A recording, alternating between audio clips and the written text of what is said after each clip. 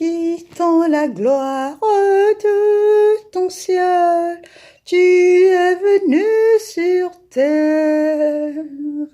Fils aimé du Dieu éternel, tes bras tu as ouverts, ta grâce a couronné, fruit de notre humanité.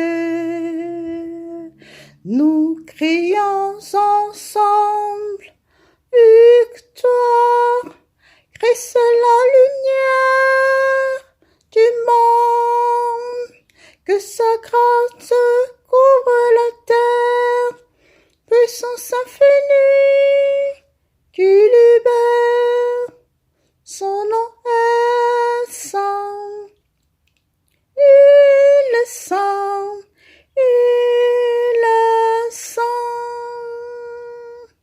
Nous les fils et les filles du roi, entonnons chaque jour un hymne de gloire et de joie, célébrant son amour. Les nations de la terre s'inclineront devant le Père.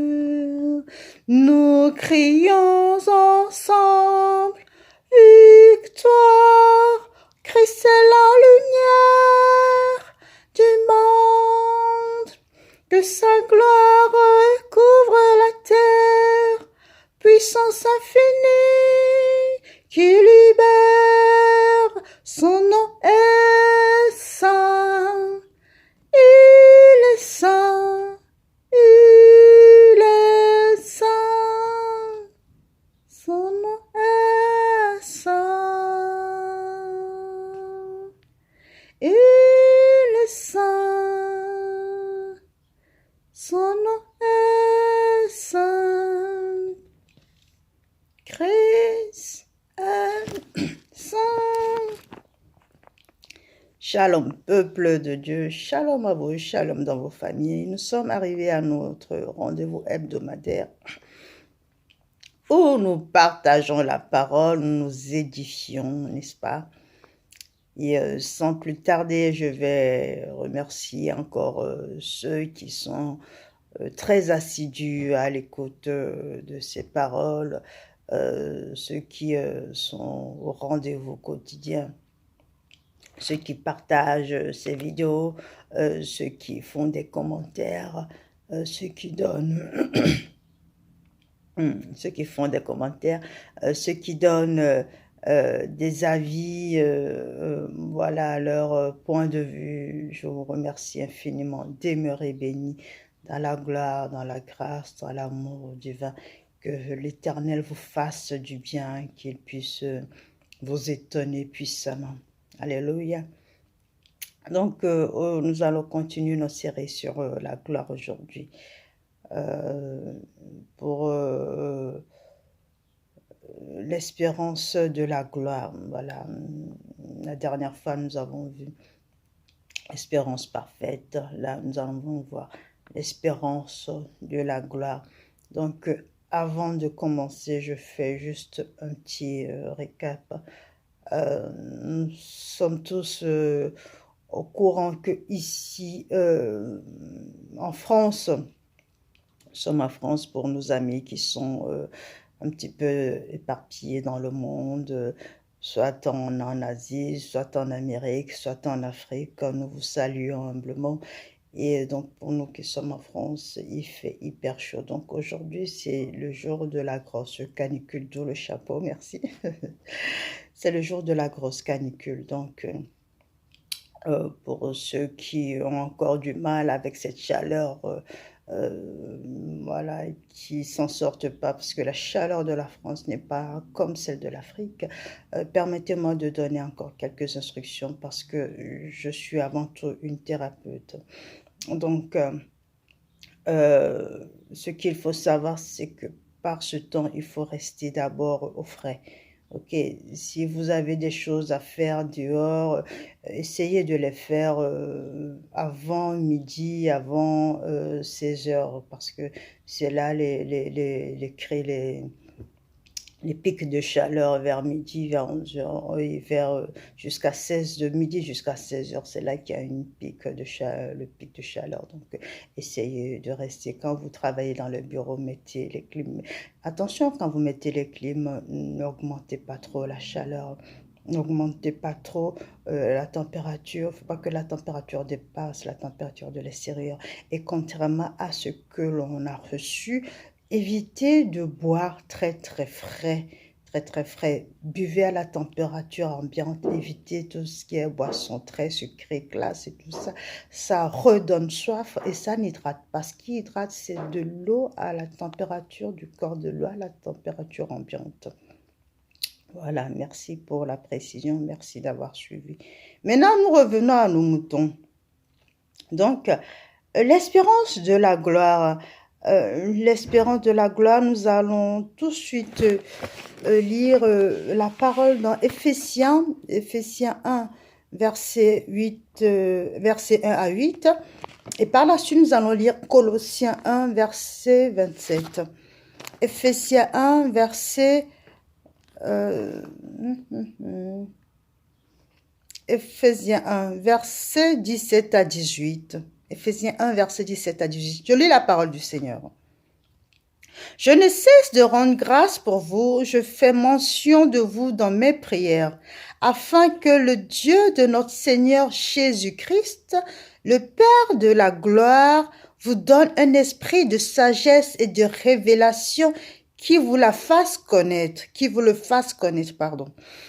illumine les yeux de vos cœurs afin que vous sachiez quelle est l'espérance qui s'attache à son appel, quelle est la glorieuse richesse de son héritage au milieu des saints. Voilà, je vais lire Colossiens 2. Pardon. Je me permets de déplacer, voilà. Colossiens 2, verset 1, Colossiens 1, verset 27.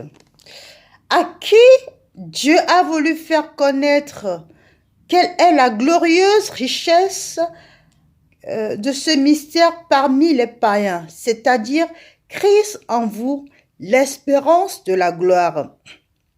À qui Dieu a voulu faire connaître quelle est la glorieuse richesse de ce mystère parmi les païens, c'est-à-dire Christ en vous, l'espérance de la gloire. Alléluia. Donc, sans plus tarder, nous allons expliquer un petit peu ce que c'est que la gloire avant de parler de l'espérance de cette dernière. La gloire, c'est quoi? La gloire, selon la Bible, c'est la splendeur dont Dieu s'environne quand il se manifeste. C'est la splendeur dont Dieu s'environne quand il se manifeste. C'est-à-dire que quand il descend sur nous, l'Esprit Saint, quand il descend, c'est la splendeur, c'est tout ce qui va avec, c'est la splendeur, c'est la gloire, voilà, c'est tout ce qui va avec, muet, la prise, voilà, tout ce qui va avec. Et en fait, dans l'espérance, nous rejoignons cette gloire. Mais comment rejoindre cette gloire dans l'espérance? Comment rejoindre cette gloire dans l'espérance? Ce que nous devons savoir, c'est que cette gloire en est seule, elle rassemble trois grandes, nous allons pas dire trois grandes parties, nous allons dire trois grandes aspects de la vie chrétienne, ok? Trois grands aspects de la vie chrétienne que nous avions déjà vus dans les vidéos, dans les chapitres quand nous faisons quand nous parlons. Nous avons parlé sur la repentance, nous avons vu ça. Et donc, il s'agit de la justification, de la sanctification et pour finir la libération, ok? La gloire en elle seule rassemble tout ça.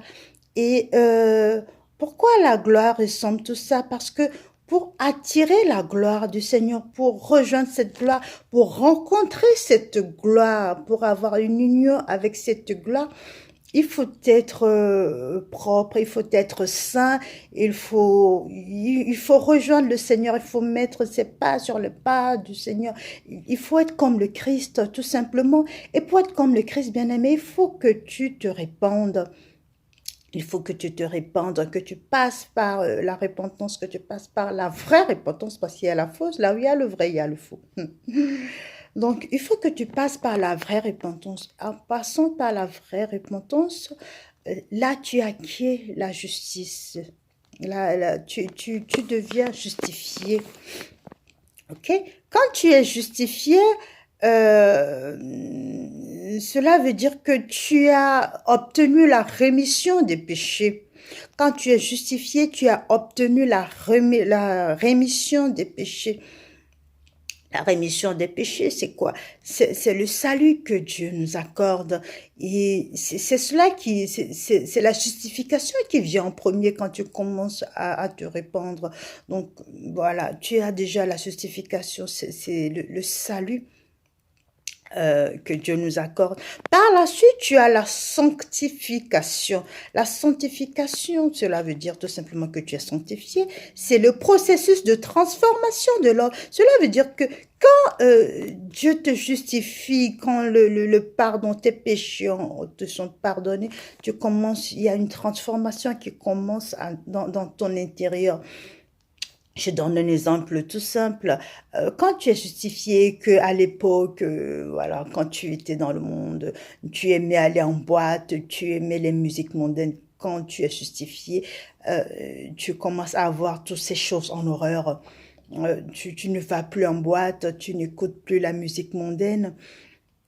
Et quand tu es fille, quand tu es femme, tu mettais des choses sexy, des choses vulgaires, des décolletés profonds pour attirer les hommes. Quand tu es justifié, que tu es sur la voie de la sanctification, quand tu es sur le processus de transformation, tu évites de mettre des décolletés profonds, des habits hyper sexy, des habits qui attirent l'œil, qui attirent le regard des hommes finalement.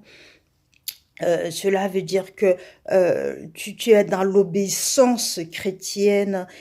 Et en fait, la sanctification, c'est le fruit de la justification. Quand tu es sanctifié, cela veut dire que tu as déjà la justification, tu es déjà justifié, tu es déjà juste, donc tu es sur le chemin d'être propre, d'être sanctifié.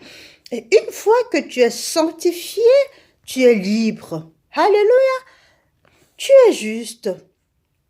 Pour accéder à la gloire, tu commences à être juste. Pour être juste, tu as la rémission de tes péchés. Par la suite, la sanctification, bien aimé, la sanctification dans tout le processus, c'est le plus long. C'est le plus long parce que ça prend beaucoup de temps. C'est un petit peu comme des brisures que le Seigneur te fait, des brisures, des lavements, la purification. Voilà, à chaque moment, à chaque étape de ta vie, tu vois, tu abandonnes certaines choses. Bon, voilà, maintenant, si tu t'adonnes à la calomnie, à la médisance, à la colère, tu les abandonnes petit à petit. Bon, j'avais parlé des habillements. Des comportements que nous avons avec l'ancienne vie. Voilà, nous abandonnons certaines choses. Maintenant, si nous étions agressifs, nous abandonnons. Donc, c'est un processus qui est hyper long. Mais une fois que tu as passé cette étape, tu es libre, tu es délivré. Et là, tu peux accéder à la gloire. Là, tu peux accéder à cette splendeur que Dieu nous renvoie. Donc, c'est ça. Nous verrons dans Romains 5, à partir du verset 15, nous verrons. La Bible nous parle long et à large de la justification. La Bible nous parle en long et à large de la justification. Eh bien, je vous laisse lire tout ça à tête reposée. Aujourd'hui, je ne vais pas trop vous prendre du temps parce que Je sais qu'il fait chaud, qu'il y en a qui ont du mal à se concentrer et tout ça. Je ne vais pas trop vous prendre de temps, mais juste retiens ces trois petites choses. Donc, quand je te laisse le verset Romains 5 à partir du verset 15 jusqu'à 18-19. Je peux te lire pour bien comprendre la justification, comment un vrai chrétien est justifié, comment il passe par la repentance, la vraie repentance pour être justifié. Et en fait, vous verrez aussi dans Romains 8, verset 21, nous sommes libres en Jésus-Christ de Nazareth. La Bible nous dit, nous sommes libres en Jésus-Christ de Nazareth. Donc, quand tu sais que tu es libre, ton espérance est une espérance poussée, c'est-à-dire ton espérance s'apparente à ta foi. Et les deux n'en font qu'un. Les deux n'en font qu'un. Donc, la foi appelle les choses à l'existence. Et la Bible nous dit, la foi sans les œuvres n'est pas la foi. Donc, tu t'accroches, tu t'accroches, tu t'accroches et tu sais que Dieu est là, tu sais que Dieu te répond, tu sais que sa splendeur est là, qu'il peut t'environner. Mais si tu ne passes pas par la justification, la sanctification, et que tu es libre, bien-aimé, tu ne peux pas dire là... j'ai l'espérance de la gloire. Là, j'espère à la gloire. Tu ne peux rien espérer parce que finalement, tu n'es pas sur le cheminement, tu n'es pas sur le chemin, tu n'as même pas commencé le processus. Donc, il faut que d'abord, tu commences par la repentance. Si vous, bon, ceux qui suivent les vidéos, j'en avais déjà parlé en long et en large, la repentance, la vraie, la fausse, tout ça. Reprenez tout ça à tête reposée, vous verrez. Pour être saint, pour être propre, pour être juste, pour être purifié, il faut que tu passes par la repentance. Et c'est la repentance qui te donne cet aspect d'espérance. Quand toute attente, le vent peut souffler de ton côté.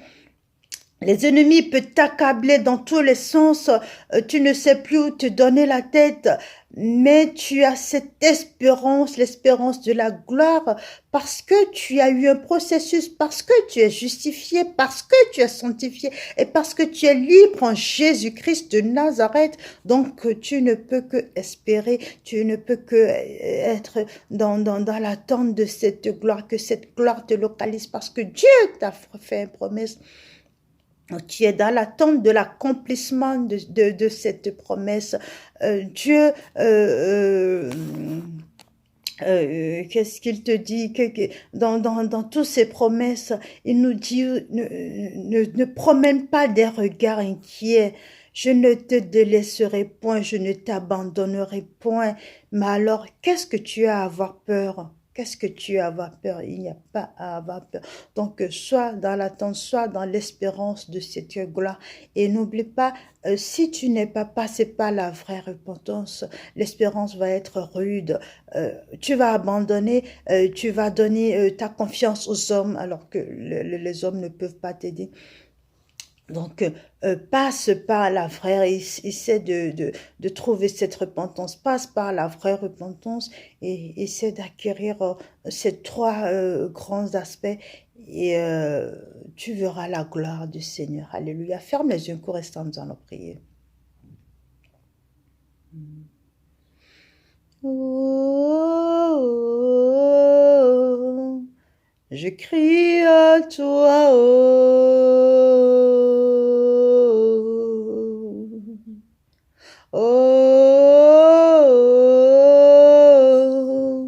je crie à toi, oh, Yahweh, yeah, yeah, oh, oh, je crie à toi, oh.